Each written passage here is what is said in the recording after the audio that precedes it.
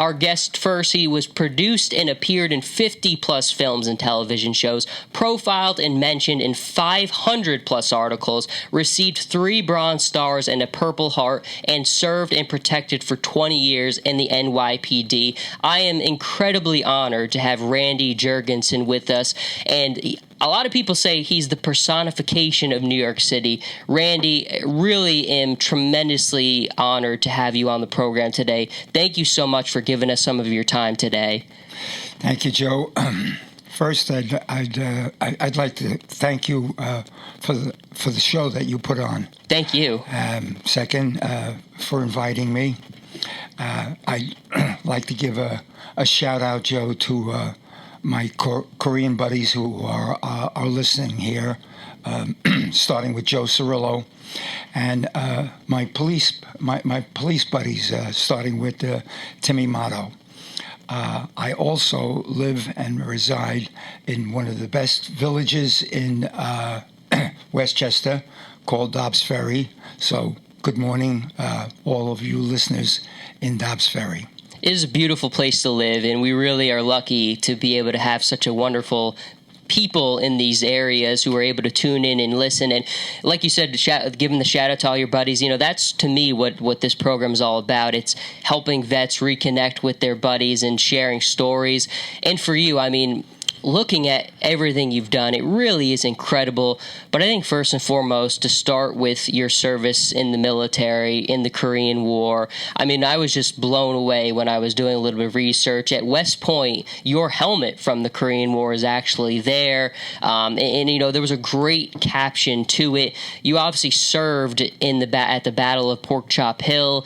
Received a wound from there. In the West Point Museum, your M1 helmet and liner, it's the helmet that saved your life when you were wounded that day. So maybe take us back a little bit about your road to serving in that war, which sadly is forgotten too much in American history. Yes. Well, I was raised during the Second World War. In fact, December 7th is my birthday, and I remember vividly my parents. I was 7 years old, and the attack on Pearl Harbor. And I remember my parents and people coming in and out of the apartment and stating, oh my God, what has happened? And it really marked me. And then, Joe, for the next 4 years, as the Second World War raged on, no, we didn't have television, but it was on radio and it was in the newspapers every day. Every day. I remember the rations. I remember the sacrifices. I heard about the battles. So by the time 1945 came around, I also remember being out on the fire escape. I'm born and raised in New York City, being out on the fire escape and throwing paper off of the fire escape that the war was over, and everybody was extremely happy. So when 1950 came around, and I was 16 years of age, I and a bunch of neighborhood guys, we wanted to get into the service. You could not join the service at that time until at least you had to be 17 years of age, and you need your parents' signature. So I kept it up along with two others that I could mention that we wanted to get into the service. So my dad, to get me off my mother's back, I guess, told my mother, sign. My father was not about to sign. So it was September, and I would be 17 in that December. So we went down, and it was at 42nd Street and Broadway. It was the recruitment center. It's still there. And we went in and gave our papers. And when it came my turn, and he said, this requires both parents, I said that my dad had passed away. I said my father was dead. They never checked. They never did anything. And the next day, or within that week, I went down to Whitehall Street along with everybody else, took my medical, physical, whatever it was, and they put me on a bus, and I went out to Jersey. I'm not sure whether it was Kilmer or Fort Dix. So I lasted about a month and a half before they caught up to me. They put me on a bus and sent me back to the Port of Authority in New York City, where my father and the parish priest, they picked me up. I came home, and my father said to me, look, if you stay home, which you're going to have to, but if you stay home through Thanksgiving and Christmas here, you will be 17. On December the 7th, I will sign. And I stayed home, and my dad signed, and I went into the service at 17 years of age. Now, they sent me to Fort Devens, Massachusetts. It was ice cold. And there, this sergeant, decorated, came out and was speaking to us about becoming a paratrooper. And the training would be down south, Fort Campbell, Kentucky, Fort Benning, Georgia. I was freezing where we were up in Devens, Fort Devens, Massachusetts. And besides, there was hazardous duty pay. You'd receive more money. I'm there. I volunteered right away. Joe, I had never been in an airplane, and I was shipped down to Fort Campbell, Kentucky. We went by bus. I have to bring up something at this point. While traveling down there, we got off at various places to get a sandwich or to eat, and that's when I noticed signs for colored only. I was really taken back. I wasn't raised in a vacuum, but I guess in New York City at the time, and being 16 or 17, that really impacted me. In fact, I got on the phone, made a collect call to Mom, and my mother said, "Son, mind your business." She said, "Just mind your business," which I did. So I took 14 weeks of the toughest training that you could hardly believe to become a paratrooper. And at the end of the 14 weeks, it was called basic training. I was shipped off to Fort Benning, Georgia, and that was the home of Airborne. Now, by this time, obviously, I had joined this because at the end of the rainbow, there was extra money. But Joe, I learned the history of being a paratrooper and what they did in the Second World War. I mean, you mentioned that in D-Day, and we were just coming off the 75th anniversary of D-Day, and I think for a lot of people, that really hits home about what you're talking about right there. Exactly. And one of the things that, I'm glad you brought that up, one of the things about D-Day concerning paratroopers is that 14,000 of them parachuted into France 18 hours before D-Day. Behind enemy lines. They're the ones who cleared the way for the beach forces without the paratroopers who did. And one of the amazing things is they estimated that the casualties for the Allied troops, for the airborne troops, was going to be upwards of 80%. They were entrusted with such difficult tasks. Casualties were about 15%, which was still very high, but I think that just shows you how difficult of a job that the paratroopers had on those pivotal hours before the beach forces came in. Exactly. And I saw a tape. And and it was General Eisenhower, and he was walking amongst the paratroopers that were going to go in 18 hours before D-Day, and he was stating to them that if any one of them, they would understand it was strictly volunteer.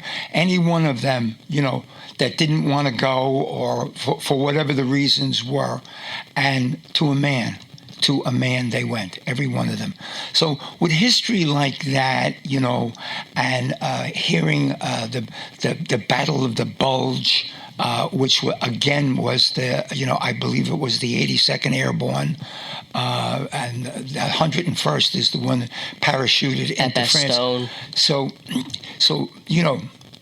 now my objective, of course it was the money, but my objective was, I want to be part of this gang, and they were the original band of brothers from the Second World War.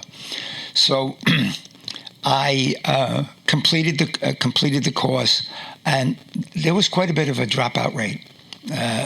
Not everybody who started out to be a paratrooper finished up, and I remember making my first jump. It was the first time that I was in an airplane, but it wasn't willy-nilly. I was well trained. I knew what to expect, and out the door I went. And I made 5 jumps before you get your wings.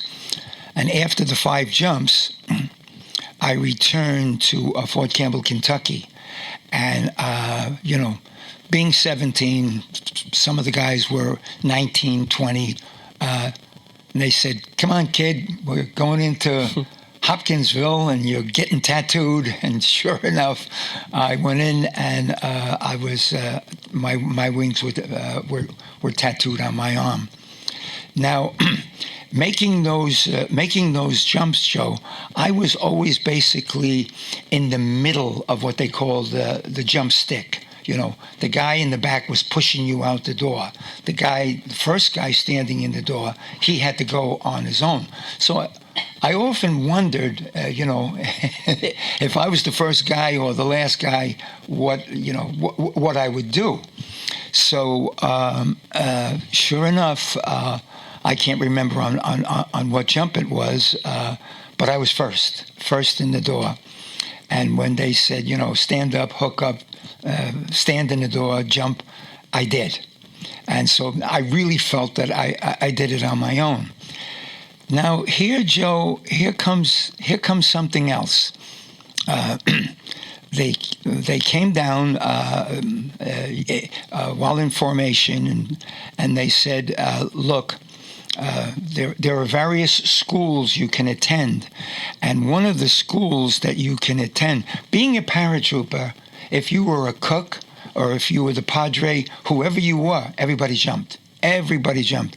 So they said, look, there's a 4-week, 5-week school on demolition, and there's extra pay. Extra pay again. I stepped forward immediately, and I went to Fort Leonard Wood, Missouri, and I completed 4 or 5 weeks, got a diploma, and it was strictly in demolition, and TNT, dynamite, mines, minefields, claymore mines. And when I returned to Fort Campbell, Kentucky, the MOS, which, if I remember correctly, was 1745. That was the infantry. And when I became a paratrooper, they put a 7 in front of that. 7, whatever it was, 1745. And they changed my MOS again. And the changing of that MOS, that got me what they call FECOM orders, Far East Command. So home for 30 days, and I reported to San Francisco. And I would not be 18 until December, but they were carrying my first month and a half, 2 months in the service. I was credited with that. So I was on my way to Korea at 17, and it should have been 18. But before I got there, I was 18, and we went in. It wasn't the Incheon invasion. It was exactly after that. Now, the paratroopers, they were there. The 187th Airborne Hells Angels were there. And they would make 2 combat jumps. I did not. So I hooked up and I was assigned to the 7th Infantry Division. And it was consistent of the remainder of the paratroopers that were there. I learned a lot about Korea and about what was going on over there. I learned about it in later years, but when I first went there, it was still considered a police action. They were using words like conflict. And it seems that the President of the United States, Truman at the time, was going to send troops to Congress. And I have learned that only Congress can declare or make an act of war. And when they refused to do that, I suppose it was too quick after the big Second World War. So Congress did not. Truman sent the troops anyway, and it was declared a police action or a conflict. And the things that I noticed, but it didn't have an effect on me at the time, was that everything that we were using over there, right, was like a retread from the Second World War. The tanks, the bazookas, the rifles, the ammunition, whatever it was, including the K rations or the C rations, which were packed in 1941, 1942. When the Chinese entered into the war, by then Russian tanks were being used. The burp gun. They may have been flown by Chinese or North Koreans, but the jets were Russian made. So the equipment that we had really did not match up to. For instance, was I would lay a minefield, and it would blow the track off of an oncoming tank. Not so with the Russians. I had to put one mine on top of the other one just to blow the tracks off. But the equipment quickly came. We got up to speed. We got up to speed in that area. But I also recognized or realized not to take anything away from any soldier who was in combat. In Korea. I mean, the biggest enemy was the weather. I couldn't believe how really cold it was. But whenever the Marines were on the front line, or the paratroopers were on the front line, we seemed to be hit with the Chinese troops, although they came and they swarmed all over, So it was, don't tell anybody that you're a paratrooper, take off your rank, take off whatever it indicates that you're airborne, I don't know how true that was, but these are the things that when you're 18 years of age and you're in combat, these are the things that you hear. These are the things that that strike you the most. So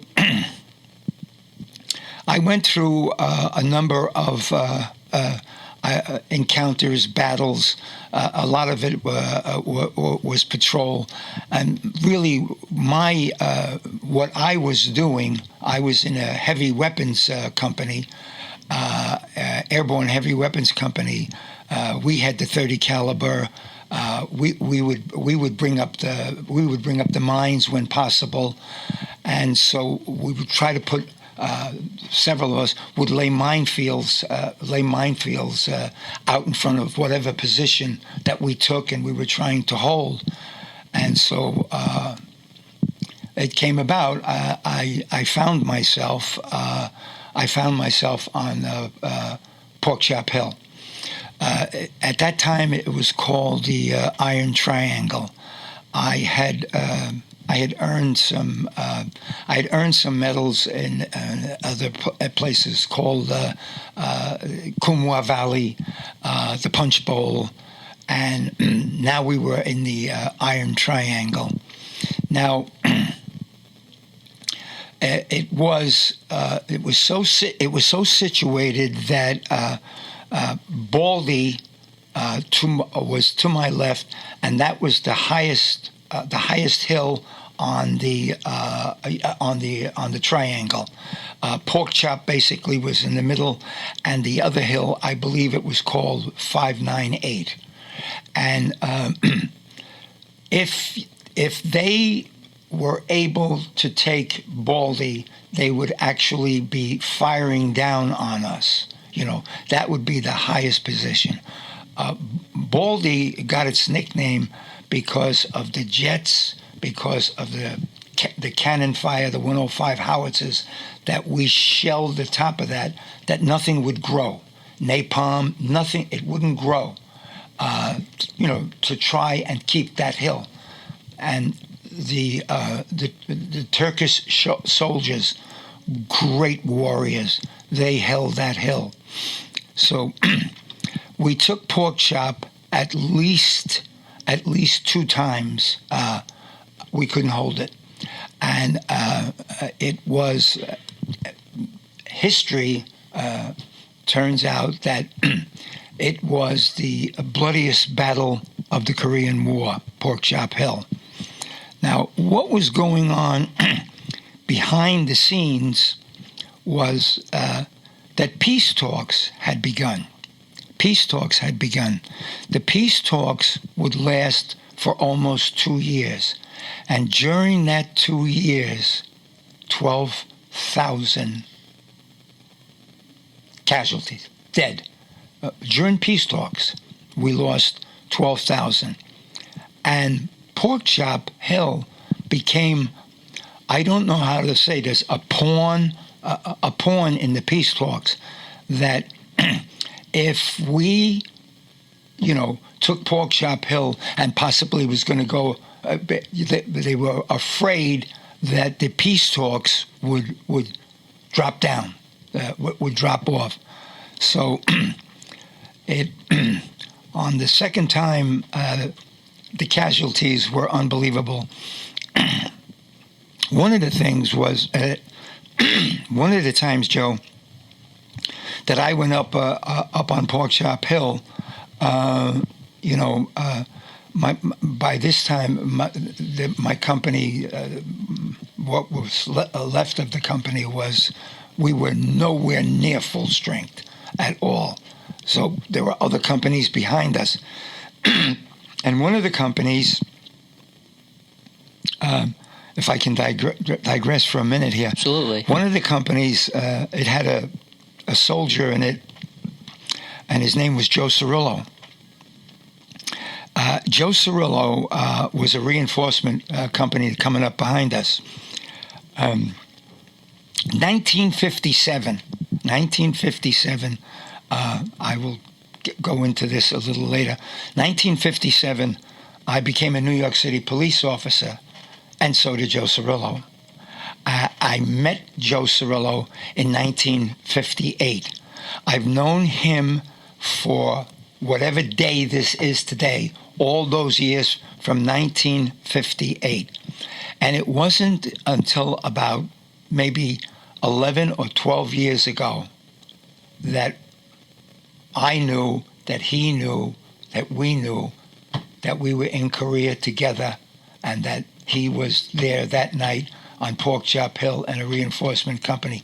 And That the is reason for that incredible. is, well, the reason for that is, Joe, we came home. It was forgotten. We forgot it. We never talked about it. But anyway, to get back to that night, I got up there, and one of the things that was needed was to reinforce, if you will, the minefield out in front of Pork Chop Hill. And so three of us, we went over what was called at the time the MLR, the main line of resistance. And it was night, and we went over, and we were greatly concerned that were they holding Baldy? Were they holding Baldy? And we went over, and I started to put some mines down, just indiscriminately. You know, there is a plan. The way to I just and sort of all hell broke loose, and we made it back up the hill, and we made it back into a bunker, and we were overrun. We were overrun. So to this day, I don't know what it was, but you know, there were trenches, and the enemy was in the trenches, and there were four of us had made it into this bunker, and obviously the enemy was to the front of the bunker. We were now firing out the back of the bunker because we were totally overrun and surrounded. And I don't know. I believe it was a hand grenade that came into the bunker, and that sort of was it for me. That's where I got. There was a Lister bag in there, and the Lister bag was half frozen, but the shrapnel had gone through it, and it was leaking. And I remember I came to, and the water was dripping down. I had no weapon. I don't know what happened. And Ted was in there, and he was hit pretty bad, and I was able to drag him off of Pork Chop, and we got down to the bottom, and there was another wounded down there, and Ted was now sort of making it on his own, and this wounded was a rock soldier, the Republic of Korea, and I picked him up, and I was dragging him away from the hill. I couldn't hear. I could just see the flashes going on around me. I heard nothing, and I went down, and I woke up in I guess a MASH hospital. I don't know how I got there, and that was a very scary time for me. You know, the chaplain came over. You know, they looked at my dog tags, and he was talking to me, and I received what they called the last rites. You know, the oil, the prayer, and so forth and so on. And I was really like out of it, and I do remember a helicopter, and the pilot in there was talking to me as I was out on the wings, and the next thing I knew, I was in 141st VAC Hospital in I believe it was Osaka, Japan, and I went around the ward looking for. I found two that were with me, and they were being sent home. They were sent home. I stayed there I guess 15, 20 days or whatever it was, and I was sent back to Korea. And I was stationed down south in South Korea. And I remember going to the captain, and I said, "Look, I want to join my outfit." So I went up Pork Chop Hill, a corporal, and the second time going up, they made me a sergeant, and that was not through any heroic deeds. That was because the losses that we were having. So they were promoting the people on the field. And he said to me, Sergeant, he said, "This, I can't send you. You can't do that. But if you want to go, they weren't going to stop me." So I virtually hitchhiked back up to my unit. What was left of the unit. So that's basically how from being 7 years old to being 18. Basically, that's how I got. That's how I got to Pork Chop Hill. And remember, Joe, I didn't do this alone. There were others. There were others. I earned 3 Bronze Stars. One of them for the Iron Triangle. We are continuing with Randy Jurgensen. And Randy, from the story you told us about being a young man, finding your way over to Korea, the people you served beside, it's just so incredible. And I think everyone is going to be so thankful for you sharing those experiences with us. And your life and your career continued so much, and you continued to serve. When you came back home, over 20 years you spent in the NYPD, involved as a detective. And, I remember listening to an interview with you, and you talked about how the day you found out you became a detective is one of the proudest days of your life. And you just have so much, I'm sure, to get to take us through. But, kind of just tell us, how did you make that transition from the military over to go into law enforcement? Well, when I came home, there was no work. There were no jobs. Honestly, there were none. We were receiving $26 a week for 26 weeks, and during that time, the guys. One of them showed up with applications for the police department, the Department of Parks, the post office. I don't remember what else it was. And so I wrote all of those, and I took the test. And then somebody came to me and said, I have a 30% disability. From the wounds. In fact, I would undergo two additional operations when I was home from the wounds that I received.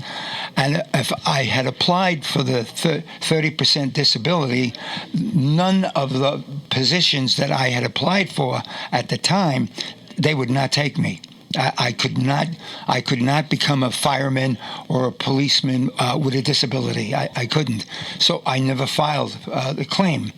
And sure enough, the police department called, and I went to the academy.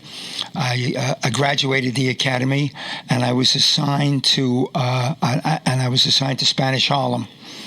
And by the time the 60s had arrived, it was the city of New York was headed in such a direction. It was really hard to understand. It was hard to be a police officer at that time. By that I mean the city was going broke. There were the demonstrations against the Vietnam War. burning the American flag. A rocket was fired across the East River at a police station. Police headquarters was bombed. The draft boards were being bombed. I mean, Columbia students and colleges, the riots and the destruction that was really, it was just really an upheaval. It was, and you talk about a thin blue line. And one of the things, being a Korean veteran, we saw the way that the Vietnam veterans were being treated. Yes, we were forgotten, but what was, the names that they were calling those people, calling the veterans, and it really it hurt. Being a veteran, it really hurt. So at this point, Joe, I would like to say that this country, this present government, this present country owes the Vietnam veteran an apology. They should certainly apologize publicly. They should do it for a week. Just keep apologizing for the way that they were treated, the Vietnam veterans were treated. So as the city progressed into a hellhole, I made a few good arrests, and they made me a detective. And once I was a detective, I was assigned to homicide. And I just worked. I worked on homicides, but in 1969, somewhere around in there, Robin Moore wrote a book called the French Connection.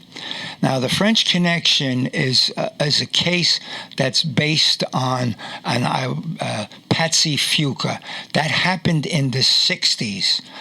Drugs were coming in pure, not 100% pure, but they were coming in from France, hence the French Connection. So I worked on that case way on the outside of it. That case was made, broken, and convicted by two police officers who are friends of mine from when I was a kid, Sonny Grasso and Eddie Egan. And after the book, obviously, there came a movie called The French Connection. Well, while they were starting out to make The French Connection, I got a call. I'm working in homicide. I got a call to come to a location, and I went to a location, 125th Street, and 125th Street, almost on the East River, where I think it was like they stored the salt for the city and so forth and so on, and they were rehearsing the French Connection. And here's something that I will reveal that I guarantee you. 9 out of 10 people don't know this. The first person to be casted for the French Connection was Jimmy Breslin. Wow. Jimmy Breslin was going to be, Eddie Egan, Popeye Doyle. Robert Mitchum was in the mix after a while, and then they came up with Gene Hackman. Roy Scheider was always there, and so was Tony Lobianco. And so off we went to make the French Connection. And while making the French Connection, the director came to me, and William Friedkin, and he said to me, I want you to play this part. I want you to play this part in the French Connection. And you'll be in the garage. You'll be the sergeant while they're tearing down the car. And I did that, and I was entered into a Screen Actors Guild. But what I found very fascinating was the making of the picture. The production side of it, how every person, the parts that they played, and so forth and so on. And the next thing that happened, and I mean the very next thing, is Francis Coppola came to a group of us, and he said specifically to me, he said, you were a paratrooper. I said, yes. And he said, at the time that you were a paratrooper, you had submachine guns. And I said, yes, we did, but that didn't last too long. He says, okay, you're going to be the submachine gunner at the toll booth when Jimmy Kahn, which is Sonny Corleone gets killed. Sure enough, it took maybe 5 or 6 days of filming that. And I'm on the poster. I shot and killed James Caan. It's one of the most iconic scenes in movie history. Yeah. It's funny too. People have said that the most hated actor in Hollywood for killing Sonny Corleone, but it's just amazing that transition. Did you ever think, from being in Korea, from being in the NYPD, you'd end up being in one of the most prolific films of all time, in one of the most iconic scenes of all time on top of that? Well, I'll answer it this way. And I'll say to you and our friend sitting over there will understand this. Every day, every other day, whatever I was encountered, I would say, I made it home. I made it home. So if I'm shooting James Caan at the toll booth, I didn't exactly say I made it home, but all of this was happening because I made it home, and so many others did not.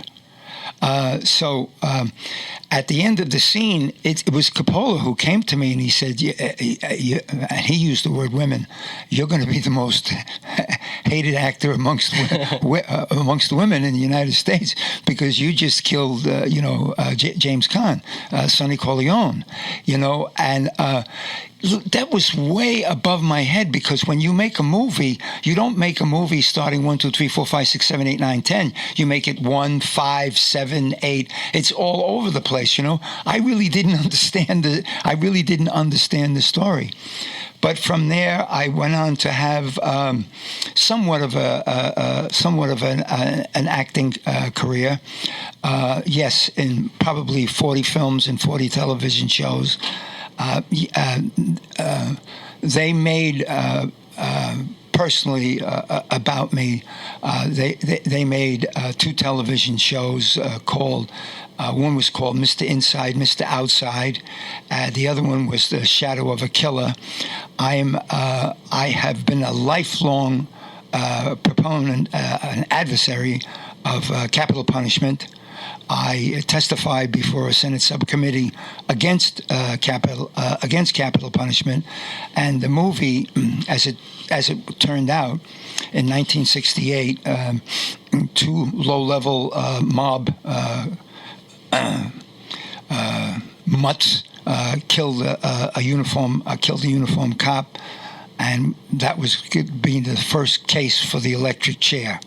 And here's the detective who's against the electric chair had this case. We successfully brought it to a conclusion. They served 40 years. One is out. One died in prison.